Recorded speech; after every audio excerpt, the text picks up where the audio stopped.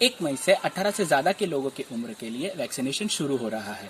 अब जाहिर सी बात है, ऐसे में वैक्सीनेशन को लेकर लोगों के मन में कई सारे सवाल होंगे, लेकिन चिंता मत करिए, उनके जवाब हम आपको देंगे। वैक्सीन के लिए रजिस्ट्रेशन कैसे करें?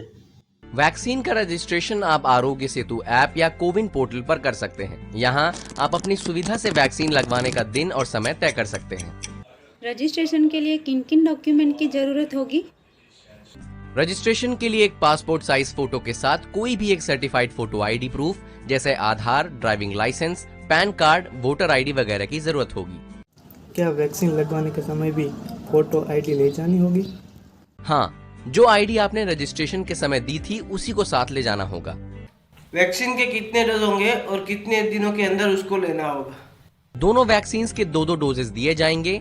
कोविशील्ड के पहले और दूसरे डोज के बीच 4 से 8 हफ्तों का, तो वहीं कोवैक्सीन के दोनों डोजेस के बीच 4 से 6 हफ्तों का फासला रहेगा। ये दोनों डोज के लिए अलग अलग ऑनलाइन रजिस्ट्रेशन करवाना पड़ेगा? नहीं, दोनों डोजेस के लिए एक बार ही रजिस्ट्रेशन कराना होगा। कोवैक्सीन और कोविशील्ड में से बेहतर कौन सी वैक्सीन है? क्लिनिकल ट्रायल्स में दोनों ही वैक्सीन वायरस को रोकने में कारगर पाई गई हैं, इसीलिए दोनों ही वैक्सीन बेहतर हैं। क्या मैं दोनों में से कोई भी वैक्सीन कभी भी लगवा सकता हूँ अपने मन से? नहीं, ये इस पर निर्भर करता है कि आप जिस वैक्सीनेशन सेंटर पर जाएंगे वहाँ कौन सी वैक्सीन अवेलेबल है। मुझे कोरोना हुआ तो क्या मुझे वैक्सीन लेना जरूरी है? बिल्कुल, कोरोना के कई मामले रीइंफेक्शन के हैं, इसलिए आप रिकवर हो गए हों तब भी वैक्सीन लगवाएं। किस किस को वैक्सीन नहीं लगानी चाहिए? प्रेग्नेंट महिलाएं, स्तनपान करा रही महिलाएं, कोरोना मरीज या किसी भी गंभीर बीमारी से पीड़ित व्यक्ति वैक्सीन न लगवाएं। मैंने पहला डोज कोवैक्सीन का लगवाया है, क्या मैं दूसरा डोज कोविशील्ड का लगवा सकता हूँ? बिल्कुल नहीं, आप पहला डोज जिस भी वैक्सीन का लगवा रहे हैं, दूसरा डोज भी उसी वैक्सीन का लगवाएं। क्या वैक्सीन लगाने के बाद भी मास्क पहनना पड़ेगा?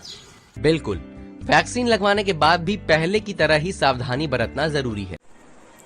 शरीर में एंटीबॉडी बनना कब शुरू होगी? वैक्सीन के दोनों डोजेस लेने के 2 से 3 हफ्तों के भीतर शरीर में एंटीबॉडीज बनना शुरू हो जाती हैं। वैक्सीनेशन के बाद कौन से लक्षण दिख सकते हैं? जिस जगह वैक्सीन लगाई गई वहां हल्का दर्द, सिर दर्द, बुखार, चिड़चिड़ापन, चक्कर आना जैसे लक्षण दिख सकते हैं। ऐसा होने पर डॉक्टर की सलाह से दवा ले सकते हैं। क्या वैक्सीन लगाने के बाद भी कोरोना हो सकता है? वैक्सीन कोरोना से बचाव की 100% गारंटी नहीं देती है, लेकिन कोरोना से लड़ने में आपकी शक्ति जरूर बढ़ा देती है। वैक्सीन की कीमत कितनी है? सरकारी वैक्सीनेशन सेंटर में दोनों ही वैक्सीन मुफ्त में लगाई जा रही हैं। प्राइवेट अस्पतालों में आपको वैक्सीन के एक डोज के लिए 250 रुपए देने होंगे। तो उम्मीद है वैक्सीनेशन को लेकर सभी सवालों के जवाब आपको मिल गए होंगे। तो जल्द से जल्द वैक्सीन लगवाएं और कोरोना को हराएं।